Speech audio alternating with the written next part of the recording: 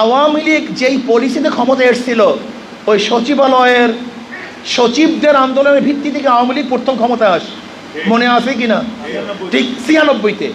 আজকেও সেই নকশা এবং নমুনা আওয়ামী লীগ শুরু করেছে, সচিবালয়ের মধ্যে বিশৃঙ্খলা সৃষ্টি করার চক্রান্ত করতেছে। আমি অবশ্যই সচিবালয়ের লোকদেরকে বলবো, ৯৬ আর ২০২৫ কিন্তু এক নয়। এটা ২০২৫, এটা ৯৬ সন নয়। যদি ফাঁড়দার যদি আমাদের দেশের মানুষের অর্থ আপনাদের পেটের মধ্যে, আপনাদের রক্তের মধ্যে, এই ঘাম ঝরানো পয়সা, আমাদের ভ্যাট, আমাদের ট্যাক্স, আমাদের টাকা দিয়ে আপনারা চলেন, গাড়িতে চলেন, বাড়িতে চলেন, বাড়িতে থাকেন, আপনাদের ছেলে সন্তানদের বিদেশে পড়াশোনা করান, আরাম আয়েশে থাকেন, মনে হয় যেন এক ফোঁটা তৈল মাথায় ছাড়লে পায়ে নেমে যাবে, এরকম স্বাস্থ্য করেছেন এই পাবলিকের টাকা দিয়ে। ঋষি, কামার, মজদুর, শ্রমিক, তাঁতি, জেলে, এদের অর্থ দিয়ে আপনাদের পেট চলে। যদি এই জনগণের সাথে গাদ্দারি করেন, জনগণের সাথে বেঈমানি করেন, যদি ষড়যন্ত্রে লিপ্ত হন, দিল্লির কথা বলেন, দিল্লির প্রেসক্রিপশন অনুযায়ী আন্দোলন করেন, তাহলে বাংলাদেশের প্রত্যেকটা নাগরিক ঐক্যবদ্ধ হয়ে এমন শাসন করবে, এমন শিক্ষা দিবে। সতর্ক হয়ে যান, সতর্ক হয়ে যান। ১৯৯৬ আর ২০২৫ কিন্তু এক সরকার নয়, এক সময় নয়, এক অবস্থান নয়।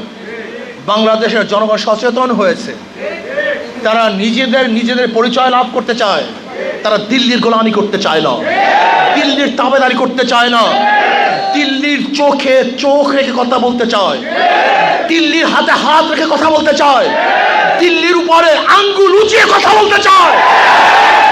দিল্লির দালালি বাংলাদেশে চলবে না। যারা দিল্লির কথায় রাজনীতি করে, দিল্লির কথায় কথা বলে, বাংলাদেশের সে যত বড়ই দল হোক না কেন, বাংলাদেশের মানুষ তাকে প্রত্যাখ্যান করবে। দেখবেন দিল্লির মোদি সাহেব নির্বাচন, শেখ হাসিনা নির্বাচন, ভারতের প্রত্যেকটা পত্রিকা নির্বাচন। আমাদের দেশেরও কিছু লোক যারা ভারতের দালালি করে, ভারতকে কন্ট্রোল করে, ভারতের সাথে হাত মিলিয়ে ক্ষমতায় যাওয়ার চক্রান্ত করতেছে, তারাও বলে খালি নির্বাচন। আমরাও তো বলি নির্বাচন, কিন্তু সংস্কারের আগে কোনো নির্বাচন নয়। যদি সংস্কারের আগে নির্বাচন হয়, তাহলে চাঁদাবাজরা আবারও ক্ষমতায় যাবে, লুটেরা আবার ক্ষমতায় যাবে, দুর্নীতিবাজরা আবার ক্ষমতায় যাবে। কিন্তু আমরা চাঁদাবাজ দেখতে চাই না, দুর্নীতিবাজ দেখতে চাই না, আমরা খুনি ধর্ষকদেরকে দেখতে চাই না। দেশপ্রেমিক যারা দেশের জনগণের কল্যাণে কাজ করবে, এই দেশকে সংরক্ষিত করবে, আমাদের মাথা উঁচু করে দাঁড়াবার সুযোগ করে দিবে, এরকম ব্যক্তিদেরকে ক্ষমতায় নিতে চাই। সেই গোষ্ঠী হল ইসলামী গোষ্ঠী, ইসলামী শক্তি। ইসলামের বাহিরে কোনো শক্তি বাংলাদেশে আর ক্ষমতায় দেখতে আমরা চাই না। আজকে গয়েশ্বর রায়, আমি মনে করি উনি হলো রায়ের দালাল। ওনার কথাবার্তা, শুধু ওনার কথাবার্তাই নয়, আমি দেখেছি এখন বিএনপির অনেক কথাবার্তা এবং তাদের কাজ ফেসিস আওয়ামী লীগের সাথে হুবাহু মিল, কাজেও মিল, বক্তব্যও মিল। ওই আওয়ামী লীগ যে বক্তব্য দিতেন, মুখস্থ বক্তব্য, এরা রাজাকার, এরা মৌলবাদী, এরা চরমপন্থী, এরা গোড়াপন্থী, এরা অমুকপন্থী, আজকেও দেখছি বিএনপির মুখে একই বক্তব্য। আবার আওয়ামী লীগ যে চাঁদাবাজি করতো, দুর্নীতি করতো, আজকে দেখতেছি একটা দল সেই একই কাজ করতেছে, দুর্নীতি করতে, চাঁদাবাজি করতেছে। আমরা চাঁদা মুক্ত দেশ চান না চাঁদাওয়ালা দেশ চান? দুর্নীতি মুক্ত দেশ চান না দুর্নীতি যুক্ত দেশ চান? আমরা দুর্নীতি যুক্ত দেশ দেখতে চাই না, আমরা দুর্নীতি মুক্ত দেশ দেখতে চাই। আমরা চাঁদা মুক্ত দেশ দেখতে চাই। চাঁদা দেওয়ার জন্য এই দেশের মানুষ স্বাধীন করে নাই, এদেশের মানুষ আন্দোলন করে নাই। কাজে আসুন, আগামী নির্বাচন, এমন নির্বাচন গরমে সহ্য করতে পারি না। এখন কি দরকার না যে ভাই হাত পাকা, জোরে বলেন কি দরকার? কারেন্ট ফেল করে, হাত পাকা ফেল করে। চমৎকার একটা কথা শুনেন, চমৎকার কথা। কত বড় ধোঁকাবাজ! যেমন যারা নৌকা নিয়ে নির্বাচন করে, তারা নৌকা চালাতে পারে না। নৌকা কিন্তু গরিবের প্রতীক, গরিবরা চালায়। যারা ধানের শেষে নির্বাচন করে, তারা কিন্তু ধান কাটতে পারে না। কাদের প্রতীক ধানের শীষ?